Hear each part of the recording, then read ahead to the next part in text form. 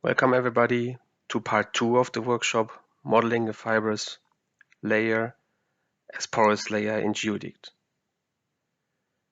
In this part, we will now calculate and determine the remaining parameters to set up an unresolved simulation in Geodict. Starting as in the previous part with the resolved results which have been provided, we now want to determine in the first step Fmax and sigma max of the clogged filter media.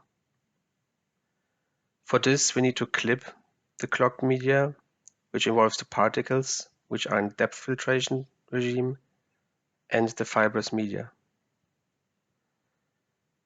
Here we click on Structure tab and use then the sliders to clip in the Z direction. This can be either done manually or use the parameters 150 for the left and 278 for the right slider.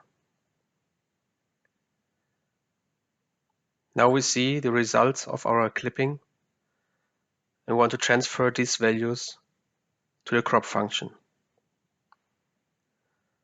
For this, we click under Model and select Process Geo. Here we select Process as the main function and Crop as a sub-function in the Module section and click on Edit. Now we can use here the 3D structure clipping, which transfers the values which we used here in the clip set to the crop function. By now clicking OK, these settings are saved. Then we click Process to crop the structure. Now we'll determine the first value as the solid volume fraction. This can be easily accessed on a Statistics tab. We can look in the drop-down menu to find the solid volume fraction being 10.32%. This will now enter in our Excel spreadsheet. Under cell B3, we will enter the determined value. Now we also calculate our first value which we need for the unresolved simulation called Fmax for the depth filtration, being 6.32%. This is calculated from the solid volume fraction of the clean filter and the clogged filter. But let's continue in Geodict. We will now set up a flow simulation, as in the previous case for the clean filter, to find the flow resistivity of the clogged media. For this, we click under Predict and click FlowDict. Stay with the Stokes equations, as in the previous cases, and open the solver options by clicking on Edit. First place, we change the results file name and leave the constituent materials again unchanged.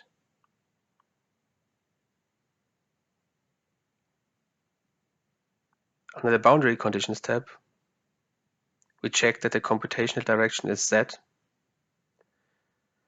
The boundary conditions in the flow direction is periodic, with an implicit region of 10 voxels at the inflow and outflow,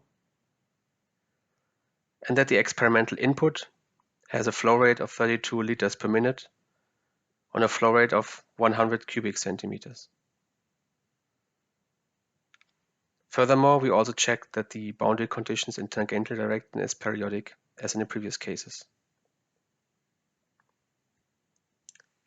Then we go to the Solver tab. Here we also check that the settings are the same as in the previous cases. So we check here especially for if the use multi-grid method is activated and if the grid refinement is enabled. Then we click OK and we click Run. The simulation should last 1 or 2 minutes. And by clicking here on these arrows, you can either hide or display details.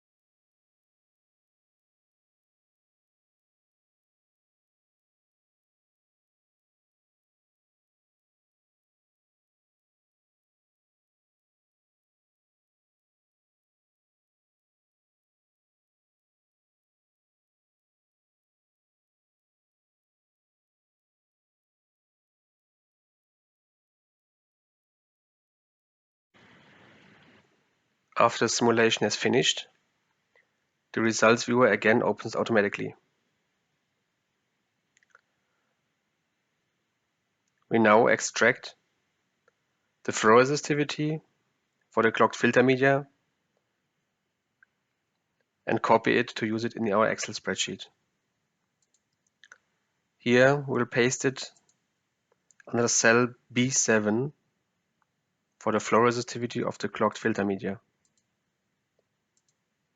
which now results in the sigma for depth filtration being 6.89 E plus 6, which we'll use as input parameter in the unresolved simulation.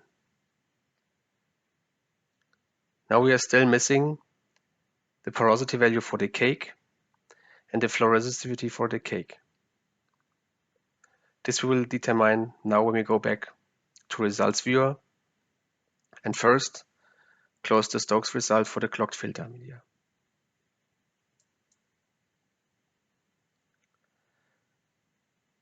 With the resolved simulation still being open, we again load the deposit dust as voxel structure for the last time step 100.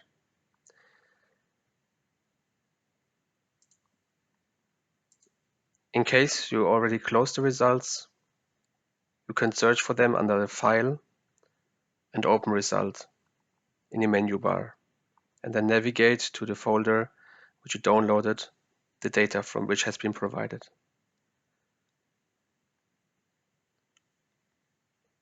We do not close this result viewer and go back to Geodict. Now we have again the full results of the resolved simulation and now want to clip only the filter cake. To do this, we go under the structure and use again the sliders to clip in that direction. This can be either, as in previous case, be done manually or by entering 93 for the left slider and 150 for the right slider.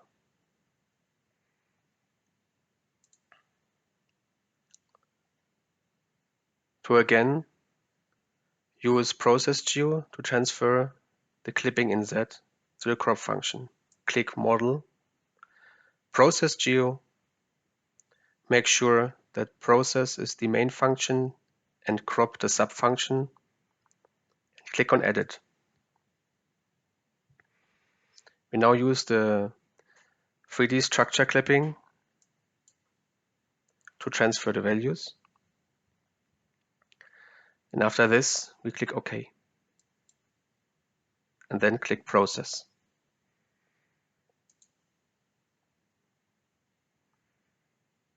Now, according to our equations, we need the porosity of the filter cake.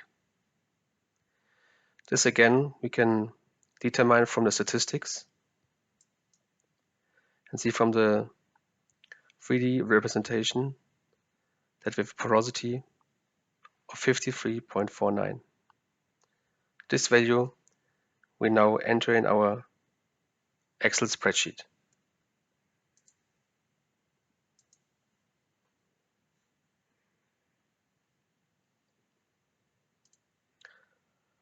which gives us, as a result, the Fmax for the cake filtration regime.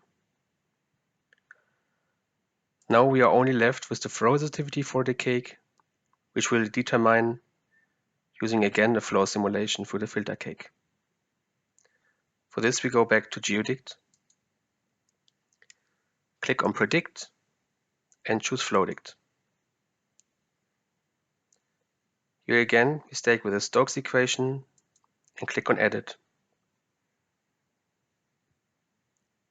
We then change first again the results file name, in this case called filter cake.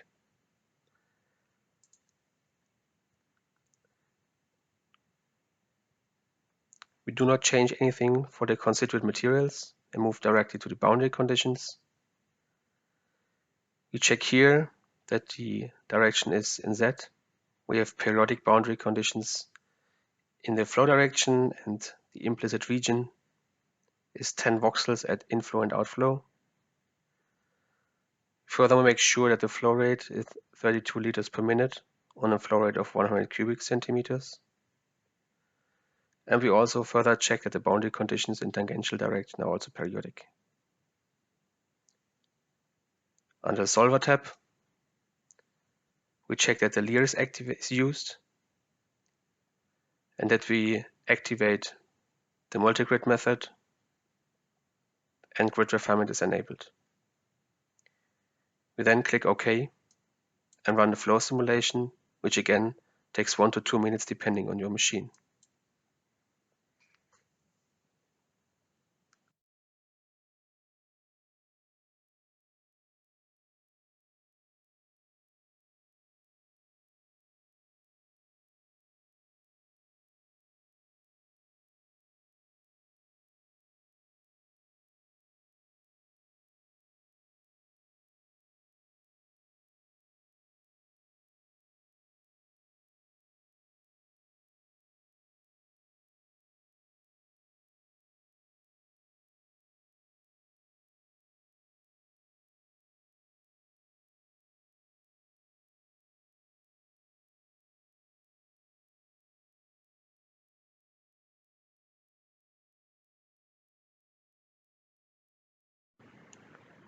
After obtaining the results,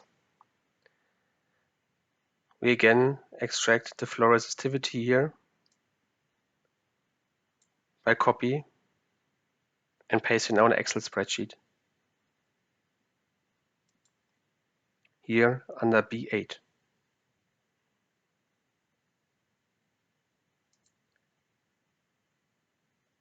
We now have all the parameters necessary to compute the unresolved simulation which we set up.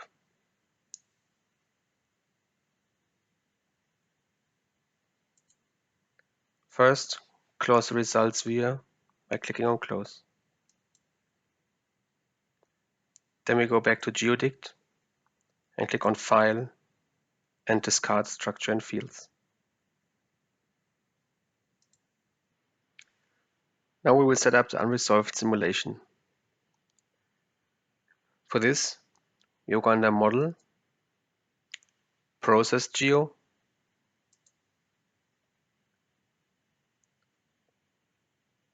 and we use for process, we scroll down to Create Empty Domain.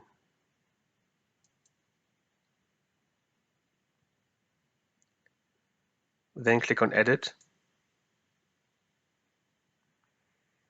and here select as number of voxels in X 16,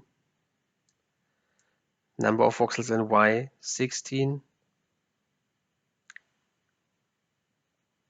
and number of voxels in Z 4.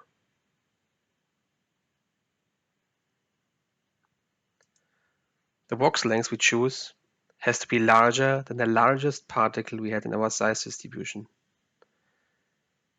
As in our size distribution A1 ultrafine, the largest particle is 15 micrometer. We'll now use a voxel length of 16 micrometers here.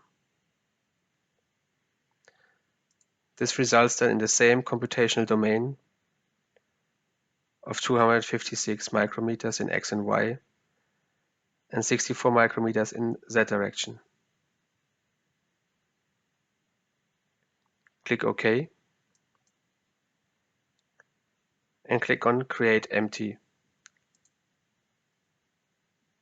We now see here the empty domain we created. To reassign now the voxels within this empty layer, we stay in Process Geo.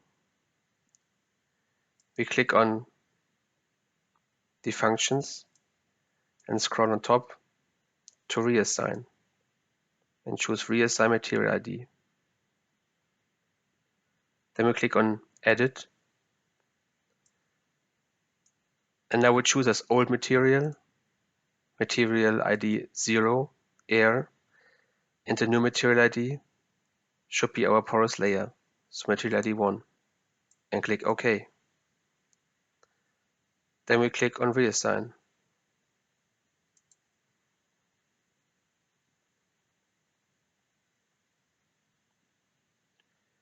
Now we want to add material as inflow and outflow.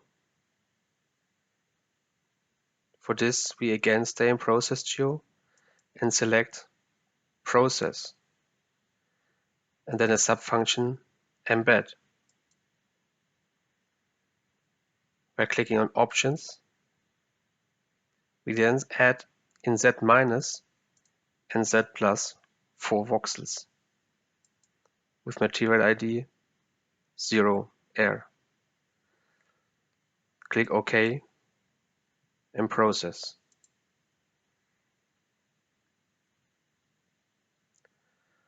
Now we see that we still have material ID 1 as solid.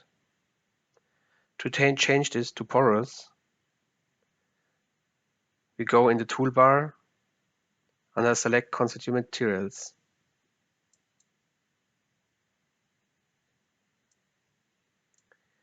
Here, by clicking on the corresponding material ID, for example here in air, we can select different fluids, ranging from air, brine, over oil and water. Stay of course here with A and click OK. For material ID 1 instead, we redefine these as porous. So we go for the porous solid tab, click on manual and select the fluid which goes through this porous media. Then we click OK.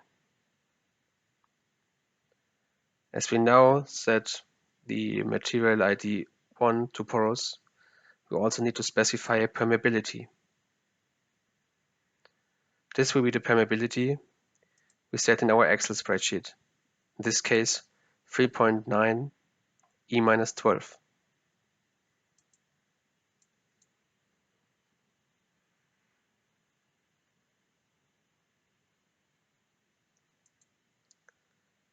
Then we click on Run.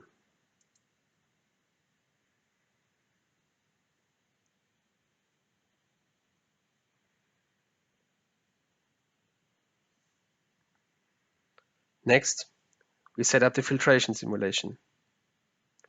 For this, we go under Predict, click on Filter Dict.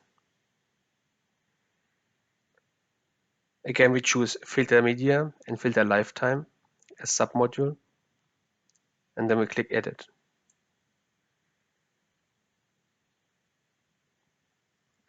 Now we first change the results file name to indicate that this is the unresolved simulation.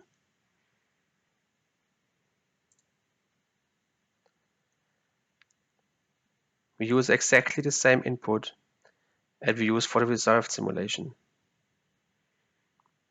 To check this, we use the test dust of 0.002 gram per liter.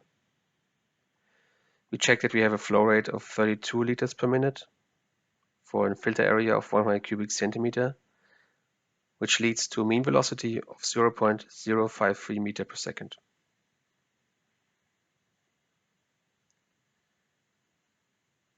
We check that the maximum time is also 500 seconds as in resolved case, and leave the flow settings per default. Under Constrained Materials, we now, instead of the resolved simulation, change here the particle resolution to unresolved. This opens a new tab called Local Clogging and Flow Resistivity. We now click on this tab, and we now enter here the parameters which we calculate in our Excel spreadsheet. The Fmax and sigma max for the cake filtration are entered under material ID 0 air as the filter cake builds up in the air phase. So for this, we have a value of 0.0632 with a corresponding sigma max of 2.622 E plus 8. For the porous layer, we use the Fmax and sigma max for the depth filtration. And we set here corresponding 0.4651.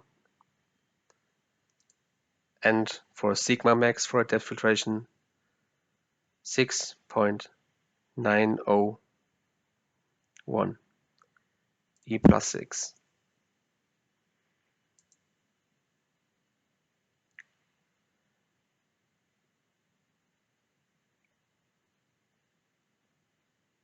Then we go on to the particles. Here we change the offset in flow direction as now our voxel length is larger than 1 micron. In this case we set it to 16 E minus 6, which is our voxel length.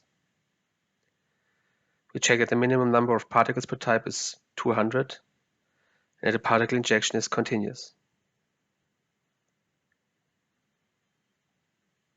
Under movement, we check that the Brownian motion and Cunningham corrections are activated. Additionally now, as we have a porous layer, we need to activate the use path-through model.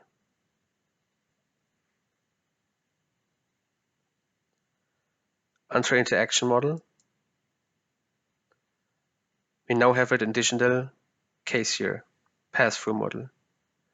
For ID 0, we let all particles pass. And for the porous layer, we select constant efficiency. Again, we set here the maximum particle packet density, which corresponds to our Fmax. So for ID 0, we choose the Fmax of the cake, which is 0.4651. And for the depth filtration, we use Fmax for depth, which is 0.0632. We check that we have the same collision models for sieving for both cases, and that the density is constant for all types with 2650. We now go to the size distribution. We see that we have additional fields to fill, which are the media thickness of the constant efficiency. In our case, it is the thickness of the filter media layer, and the constant efficiency for the constant filtration efficiency. Here, we will use then later the values we will obtain from the resolved simulation. For the media thickness, as in part 1, we will enter the value 6.4 E minus 5, which we calculated using our Excel spreadsheet. And by clicking on the media thickness for constant efficiency on top, we can set the values for the whole column.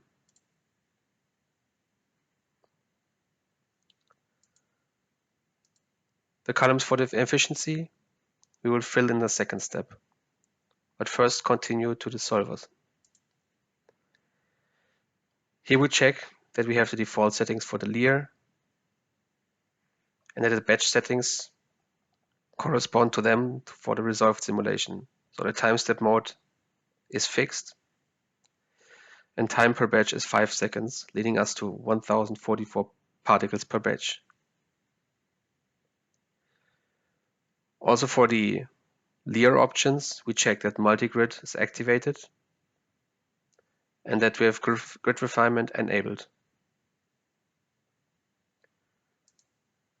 As output, we check that the flow field, we only keep the last, flow resistivity field and electrostatic field keep none, deposit dust volume fractions keep last, initial and final particle positions are keep first and last, and trajectories we set on keep none. We then click OK to save the settings.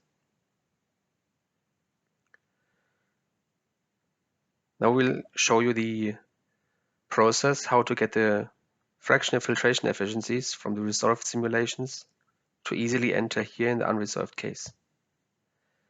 For this, we go for the results viewer, where the results of the resolved simulations are still open.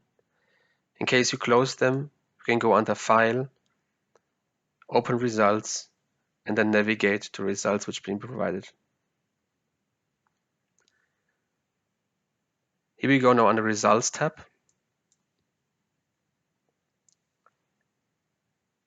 And under Map, we can see that for each batch, the filter efficiency per type is displayed. As we now have an unresolved case, we need to average these filtration efficiencies for all batches. This can be done when we check the plots. By default, Geodic computes the efficiencies over the particle type for the first 100 batches, so for all batches in our case.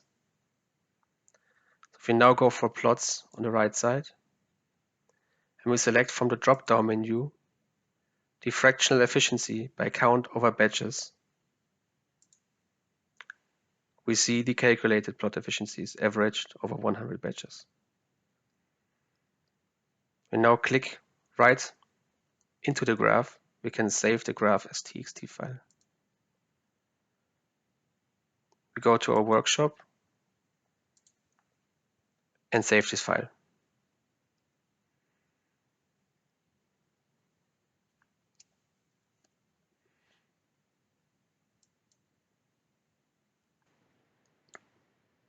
In the following, we open this file using Excel.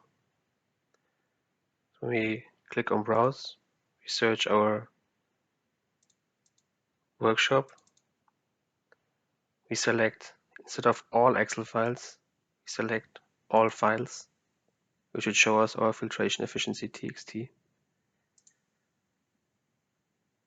Then we click on Open, choose the type that best describes the data we use, delimited, and click on Next.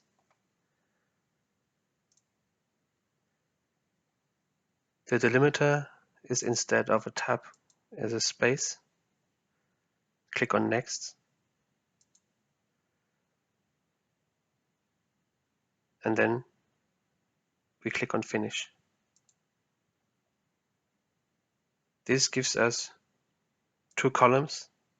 The first column describing the particle size. The second column, the filtration efficiencies. We now can mark the whole column, copy it, go to Geodict.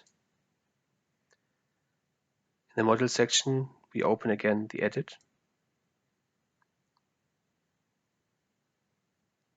Go directly to Particles tab, and here the Size Distribution tab.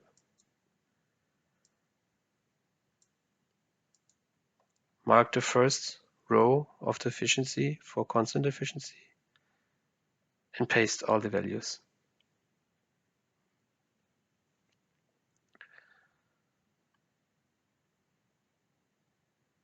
Now we click OK and are ready to run the simulation. The simulation takes around 5 minutes, depending on your machine. As the setup is quite small, it is quite efficient against the resolved simulation.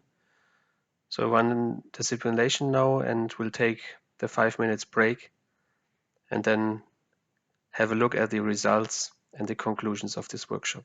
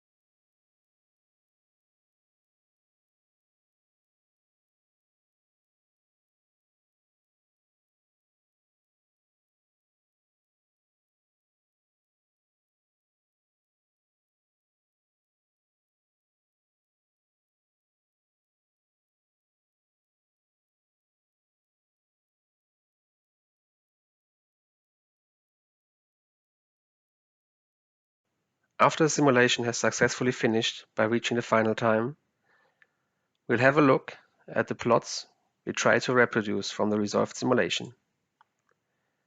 By this, we're going on Plots and select Pressure Drop over Deposit Dust from the drop-down menu. On first glance, we directly see a similar behavior. We have a distinct depth filtration regime followed by a cake filtration regime. But how do both curves from the resolved and unresolved simulation compare to each other? For this, we mark both results, resolved and unresolved simulation. For better visualization, we close the Efficiency tab by moving the arrows to the left. Then, in both cases, left we have the resolved simulation, right we have the unresolved simulation. We change to the Plots menu and select the pressure drop over deposit depth curve. Now, in direct comparison, we directly see that the starting values of both curves are the same. We see that the depth filtration regime from 0 to 10 gram per meter squared also look the same. The cake filtration curve we can reproduce qualitatively, and even the end values after 50 gram of meters square look in both cases the same. We have a pressure drop value of around 450 pascals. After this comparison, this brings me to the last slide of this workshop. We showed that we can reproduce the deposit dust against pressure drop curve from a resolved simulation. A resolved simulation, where all particles and fibers are resolved, lasts around 8 hours of computational time on 16 cores, with a memory consumption of around 12 gigabytes. Using the unresolved workaround, the runtime is decreased significantly to around 4 minutes on 16 cores, with a memory consumption of 5.4 gigabytes. We therefore showed that we can reproduce the results of a resolved simulation qualitatively very well by decreasing also the computational resources and times. In GeoDig 2023, we plan to further development this feature. Now we reach the end of this workshop. I hope you could follow well. The workshop and the slides will be available after the user meeting, so that you can work through them on your own. Thank you for your participation. In case there are still questions left, please ask them in the WebEx chat.